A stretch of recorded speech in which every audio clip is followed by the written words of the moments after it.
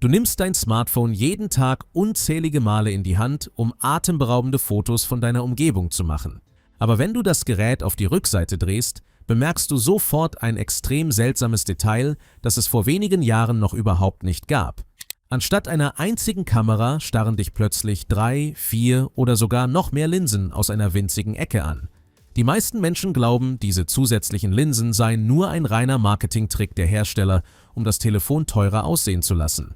Andere halten es für eine plumpe Methode, um die Auflösung der Bilder künstlich zu erhöhen. Aber das ist ein massiver technischer Irrtum. Diese Armee von Linsen ist keine optische Spielerei und kein überflüssiges Design. Sie ist die absolut letzte und einzige Lösung für ein unüberwindbares physikalisches Problem. Wenn dein Telefon nur eine einzige dicke Linse hätte, um all diese komplexen Aufgaben zu erfüllen, wäre das Gerät so klobig wie ein schwerer Ziegelstein und absolut untauglich für deine Hosentasche. Willkommen beim Kern der Dinge. Wir analysieren heute, warum Ingenieure das Licht im Inneren deines Telefons heimlich um die Ecke biegen müssen, um die Physik zu überlisten. Wir klären, wie die unsichtbare künstliche Intelligenz deine Fotos manipuliert und warum das Bild auf deinem Bildschirm in der Realität absolut niemals so existiert hat. Wenn du die unsichtbare optische Kriegsführung auf der Rückseite deines Smartphones verstehen willst, dann abonniere jetzt diesen Kanal. Um zu verstehen, warum unsere Telefone heute wie komplizierte Insektenaugen aussehen, müssen wir uns die brutalen Gesetze der Optik ansehen. Frühe Smartphones besaßen nur eine einzige Kamera auf der Rückseite, weil die damalige Technologie schlichtweg keine andere Lösung zuließ.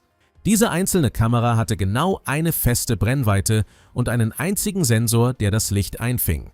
Eine klassische, große Fotokamera nutzt gigantische, bewegliche Objektive aus massivem Glas, um weit entfernte Dinge heranzuholen oder die Tiefenunschärfe anzupassen. Aber ein Smartphone ist ein extrem flaches, zerbrechliches Gerät. Man kann keine riesigen, ausfahrbaren Zoom-Mechanismen in ein Telefon einbauen, ohne das Gerät extrem dick, schwer und anfällig für Schäden zu machen. Die Ingenieure steckten also in einer Sackgasse, weil die physikalische Dicke des Telefons die Qualität der Fotos unerbittlich limitierte. Die rettende Lösung für dieses Platzproblem war eine radikale Aufteilung der Arbeit. Anstatt eine einzige Linse zu bauen, die absolut alles können muss, verbauten die Hersteller mehrere kleine Linsen, die jeweils nur eine einzige, hochspezialisierte Aufgabe besitzen. Eine normale Standardlinse ahmt ungefähr das menschliche Sichtfeld nach, was für schnelle Schnappschüsse perfekt funktioniert. Aber in sehr engen Räumen oder vor gigantischen Landschaften versagt dieses Sichtfeld komplett. Deshalb fügten die Ingenieure die ultraweite Linse hinzu. Diese spezielle Linse fängt eine enorm breite Szene ein und ermöglicht spektakuläre Architekturfotos oder große Gruppenbilder, ohne dass der Fotograf weiter zurücktreten muss. Das schnelle Umschalten zwischen diesen Linsen ist viel zuverlässiger, als mehrere Bilder künstlich durch eine langsame Software zusammennähen zu lassen. Das mit Abstand größte physikalische Problem für eine Kamera ist jedoch die perfekte Vergrößerung. Wenn du auf einem alten Telefon mit nur einer Linse in ein Bild hineinzoomst, machst du in Wahrheit nichts anderes, als das Bild digital abzuschneiden und künstlich zu vergrößern. Dieser digitale Zoom zerstört unweigerlich die feine Schärfe und verwandelt das Bild in einen unscharfen Brei.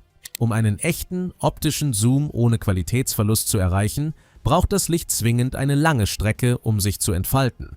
Da das Telefon aber extrem dünn ist, nutzen moderne Geräte sogenannte Periskoplinsen. Ein verborgener Spiegel bricht das eintreffende Licht im rechten Winkel und leitet es quer durch das Innere des Telefons, um die nötige Distanz für die Vergrößerung zu gewinnen. So erhältst du einen sauberen, optischen Zoom, der weit entfernte Objekte scharf einfängt, ohne dass ein langes Objektiv aus dem Telefon herausragt. Diese vielen Linsen verleihen deinem Telefon aber noch eine weitere, fast schon menschliche Fähigkeit. Sie geben dem Gerät ein echtes, räumliches Bewusstsein für die Tiefe des Raumes. Wenn zwei Kameras exakt dasselbe Motiv aus leicht unterschiedlichen Winkeln betrachten, kann die Software die genaue Entfernung zu jedem einzelnen Objekt im Bild berechnen. Genauso funktionieren auch unsere beiden menschlichen Augen, wenn sie Distanzen einschätzen. Durch diese gesammelten Daten über die Tiefe kann das Telefon den Hintergrund einer Person im Porträtmodus extrem präzise und künstlich unscharf machen. Frühere Telefone versuchten diesen Effekt nur mit reiner Software zu fälschen, was fast immer zu schrecklichen, unsauberen Rändern an den Haaren führte. Aber das harte Glas der Linsen ist heute nur noch die halbe Wahrheit. Hinter den Kulissen hat längst eine unsichtbare, künstliche Intelligenz die absolute Kontrolle über deine Fotos übernommen. Wenn du den Auslöser auf deinem Bildschirm drückst, macht das Telefon in Wahrheit nicht nur ein einziges Foto. Das System nimmt in einem winzigen Bruchteil einer Sekunde unzählige verschiedene Bilder durch alle Linsen gleichzeitig auf. Einige dieser Bilder sind extrem dunkel, andere sind völlig überbelichtet und manche fangen nur spezielle Details ein. Der mächtige Prozessor im Telefon zerschneidet all diese Aufnahmen in Millisekunden und setzt die besten Teile zu einem völlig neuen Bild zusammen. Das perfekte Foto, das du am Ende auf dem Display siehst, hat in der echten Welt also absolut niemals exakt so existiert. Es ist ein künstliches Meisterwerk aus Hunderten von unsichtbaren Berechnungen, die das fehlende Licht in dunklen Räumen gnadenlos ersetzen. Diese künstliche Magie erklärt auch den unglaublichen Krieg um die Megapixel. Die Hersteller bewerben ihre winzigen Kameras oft mit absurden Werten von vielen zig Millionen Pixeln. Aber Millionen von Pixeln auf einen winzigen Sensor zu quetschen, bedeutet physikalisch, dass jeder einzelne Pixel extrem klein wird und kaum noch Licht einfangen kann. Um dieses gigantische Problem zu lösen, nutzen die Kameras einen brillanten mathematischen Trick, den man als Pixel-Binning bezeichnet. Das Telefon fasst mehrere dieser winzigen, dunklen Pixel zu einem gigantischen, virtuellen Superpixel zusammen. Dieser künstliche Riesenpixel fängt plötzlich extrem viel Licht ein und ermöglicht dir gestochen scharfe Fotos mitten in der dunkelsten Nacht. Du hast am Ende zwar kein Bild mit Hunderten von Megapixeln, aber dafür ein perfekt ausgeleuchtetes Meisterwerk. Das dichte Cluster aus Linsen auf der Rückseite deines Telefons ist also absolut kein überflüssiges Design und keine billige Prahlerei. Es ist eine brillante und hochkomplexe Lösung für extrem harte physikalische Einschränkungen. Da das flache Gehäuse nicht dicker werden durfte, mussten die Kameras sich einfach vermehren, um uns die Flexibilität einer professionellen Ausrüstung zu geben.